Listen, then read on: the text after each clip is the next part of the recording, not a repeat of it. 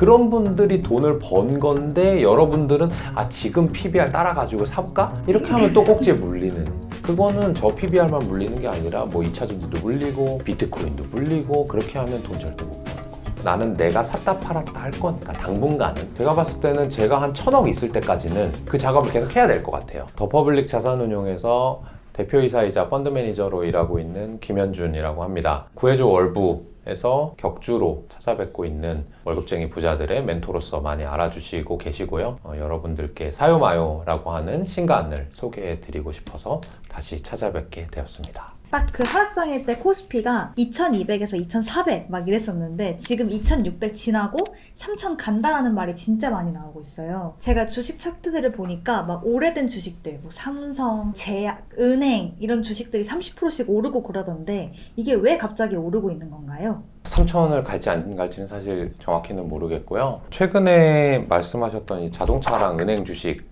오르는 거는 저 PBR주 테마 때문에 오르는 것 같습니다. 이 저 PBR이라고 하는 거는 가지고 있는 순자산 가치 대비해가지고 시가총액이 저평가되어 있는 그런 주식인데, 우리가 PER 많이 얘기하잖아요. PER은 벌어들이는 이익 대비해서 저평가냐 고평가냐 판단하는 거고, PBR은 가지고 있는 자산 대비 저평가냐 고평가냐 얘기를 하는 건데, 아까 말씀해주신 그런 기업들이 대기업인 경우가 많고 업력이 오래된 기업인 경우가 많거든요. 최근 주식시장 장세가 뭐 AI라든지 VR이라든지 뭐 반도체라든지 이런 쪽으로 좀 쏠림 현상이 과거 몇 년간 있었었는데, 그러다 보니까 좀 전통 산업의 주식들은 홀대받는 경향이 있었고요. 이 정부에서 밸류업 프로그램이라는 거를 만들어내면서 조금 주가가 오르는 그런 모습을 보이는 것 같아요.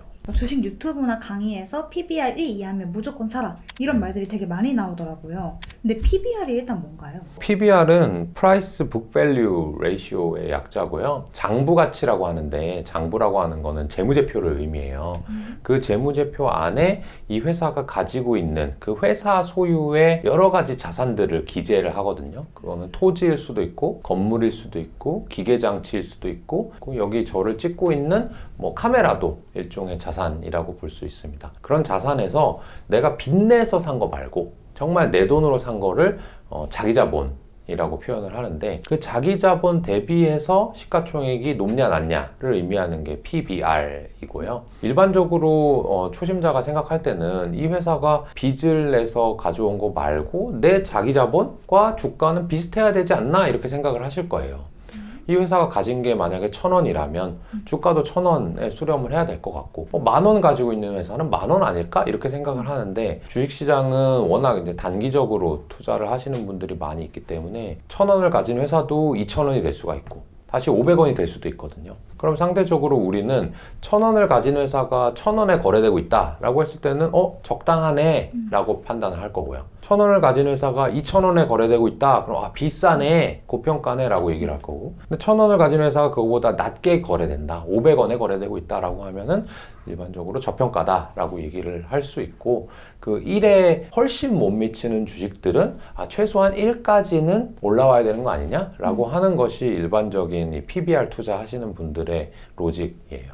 근데 아까 기업 밸류업 프로그램을 한다고 하셨는데 이게 하면은 어떤 변화가 일어나는 거예요? 기업의 밸류업 프로그램의 내용을 조금 살펴보면 경영자들이 PBR에 신경 쓰도록 만드는 게 일반적인 골자거든요. 기업의 경영자가 만약에 소유자, 그 기업의 재벌 회장님들이 있다고 쳐봐요. 그러면 그 사람들은 우리가 생각할 때는 우리는 재벌이 안 돼봤으니까 당연히 주가 오르면 좋은 거 아니야? 라고 생각하잖아요. 근데 회장님들은 사실 주가에 큰 관심이 없는 경우가 있어요. 왜냐하면 내가 가진 회사를 재벌 친구들이랑 만났을 때, 야, 너네 시가총액 몇 등이야? 나 10등이야 라고 얘기하는, 그럴 때는 좋겠죠. 근데 일반적으로는 내가 가진 회사를 팔지 않을 거란 말이에요.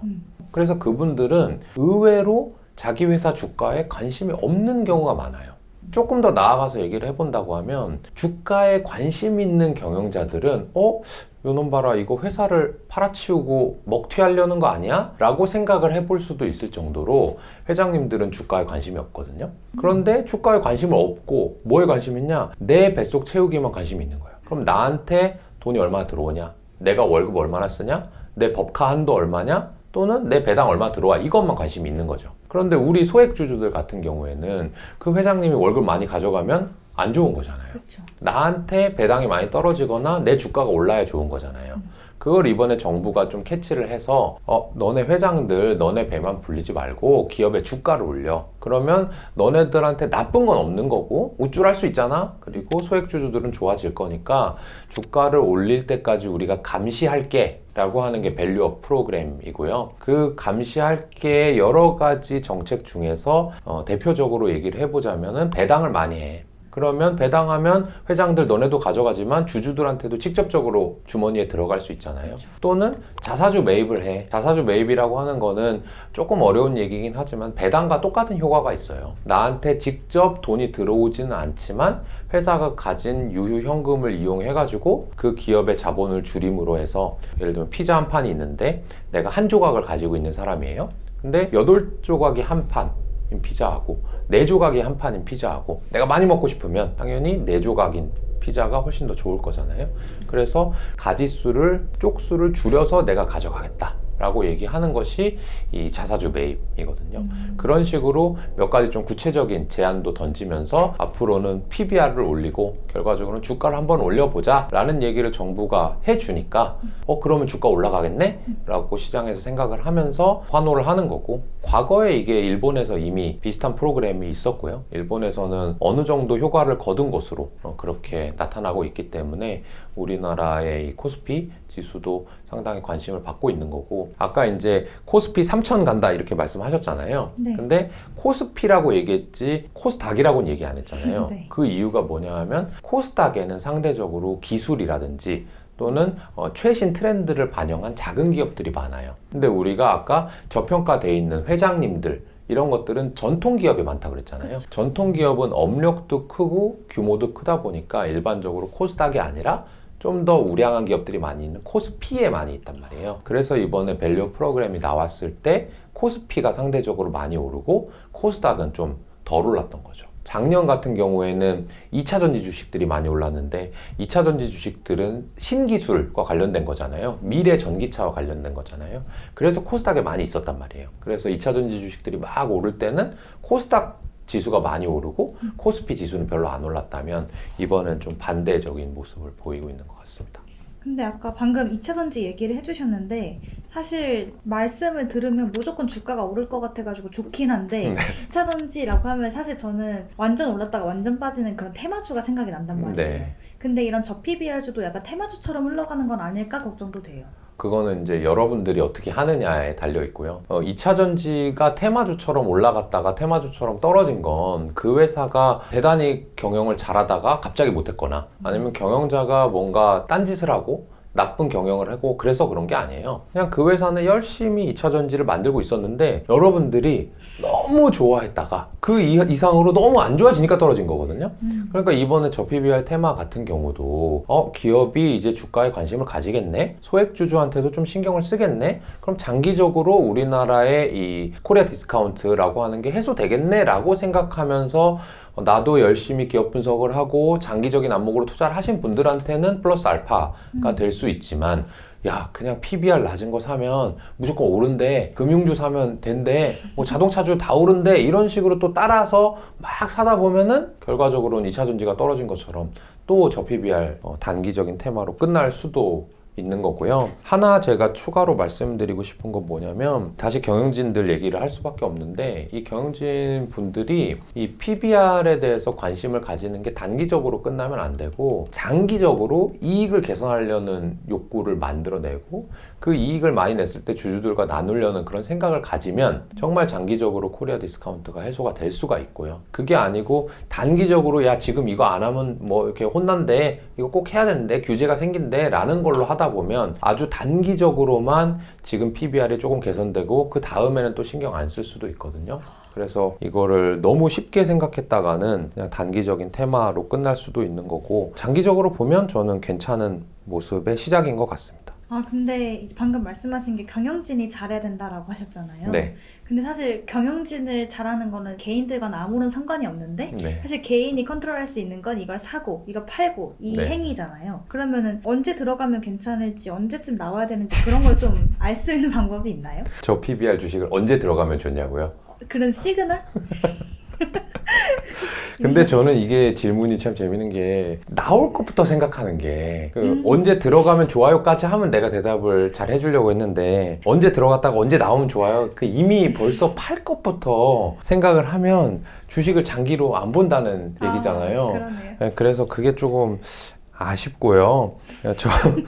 저 PBR 주식은 사실은 저는 그렇게 좋아하는 편은 아니고요. 저 PBR이라고 하는 건 아까 말씀드린 대로 전반적으로 오래된 기업이고 성장성이 좀 낮은 기업이고 지금까지 주주들을 별로 신경 안 썼다는 얘기잖아요. 네. 근데 이렇게 신경 안 썼던 회사들이 갑자기 뭔가 정부가 이렇게 한다고 해서 처음부터 끝까지 바뀔까? 아니요. 이렇게 생각해보면 전 아닐 가능성이 높아서 기존에부터 돈도 잘 벌고 성장하는 데 생각을 많이 쓰고 그리고 많이 벌었을 때 많이 나누려는 그런 생각하는 기업들을 찾아보는 게 좋지 않을까 생각을 하고요. 그렇기 때문에 어떤 이번 정권이 이런 정책을 냈으니까 내가 요새 이번에 딱 수익을 내야지 이렇게 생각하는 게 아니라 그 기업이 정말 장기간 40년, 50년 동안 돈을 벌 수 있지 않을까라고 생각하는 걸로 가야 되지 않을까요? 그럼 좀 길게 봐야 된다는 말씀이시죠? 항상 길게 봐야 됩니다. 주식은 단타가 네. 아니다. 아니 주식뿐만 아닙니다. 아, 투자가. 부동산도 마찬가지고 투자도 마찬가지고 이렇게 얘기하면 좀 안 좋은 얘기지만 단기적으로 하는 사람들의 돈을 내가 뺏는 게 정말 투자를 잘하는 사람들의 게임이에요.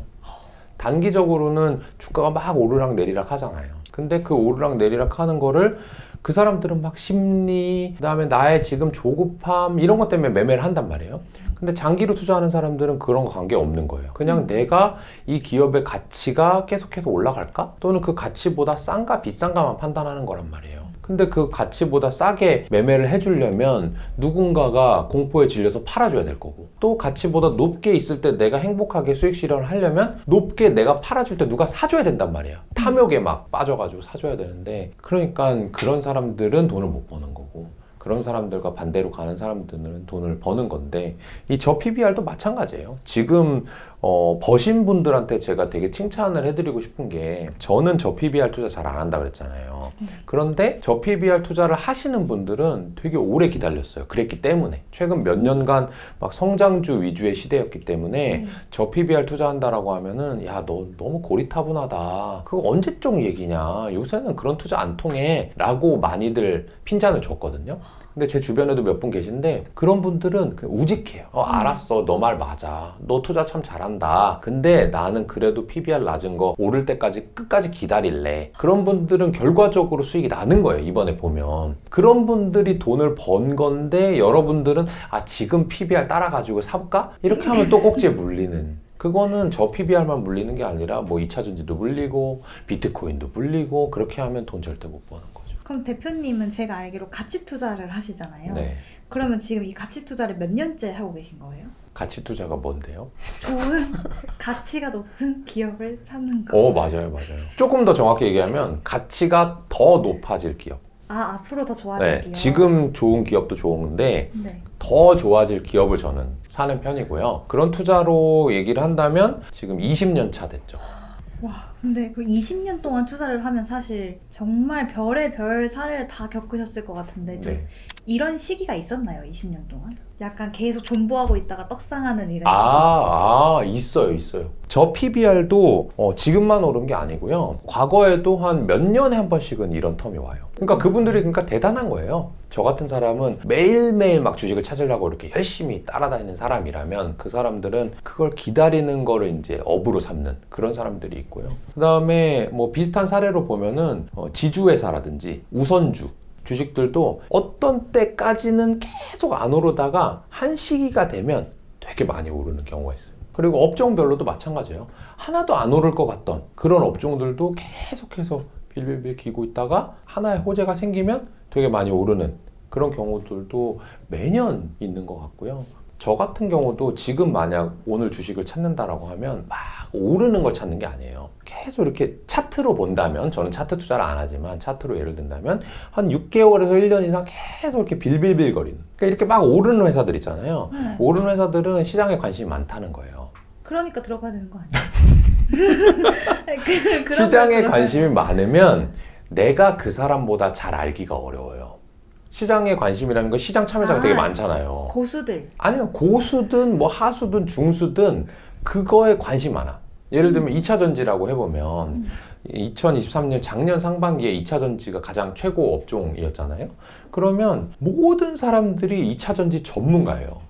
어떤 회사가 뭘 만드는지, 전해질은 뭔지, 뭐 양극재, 음극재, 뭐 얘네가 효율이 어떠네 막 하잖아요. 네. 그러면 그렇게 연구를 많이 하는 사람들 대비해서 PD님이 이기기가 어렵죠.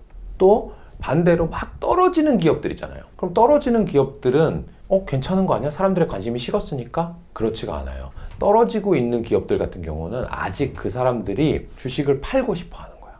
그러면 조금 반등해. 내가 조금 사볼까? 라고 하면 그 사람들은 그 주식을 꼴도 배기 싫은 거예요. 그러니까 또 파는 거야. 계속 떨어지는 거야. 그럼 저는 어떤 주식을 보냐면 주식이 이렇게 횡보하고 있는 주식 차트로 본다면 한 6개월에서 1년 이상 그 주식은 어떤 주식이냐 하면 아무도 그 주식에 관심이 없는 거예요. 그런 주식은 내가 조금만 공부를 해도 이 회사가 새로운 아이템을 준비하고 있었네? 생각해보니까 공부해보니까 이 회사가 다른 경쟁사보다 이런 부분을 잘하고 있네? 라는 거를 내가 훨씬 더 정보에서 우위를 점할 수가 있고 내가 공부한 만큼 수익을 내기가 편하거든요. 그래서 저는 인기 있는 업종은 기본적으로 안 해요. 아예 관심이 없어요. 왜 인기가 있는지 정도만 알 뿐이지. 그리고 관심 막 있다가 막 떨어지면 그것도 안 사요. 그러고 버려진 다음에 이렇게 횡보하고 있잖아요. 그러면 그때부터 지금 공부해보자. 그렇게 공부를 해서 올라갈 때까지 기다리는 거죠. 근데 그 횡보하는 기업을 본다고 하셨잖아요. 네.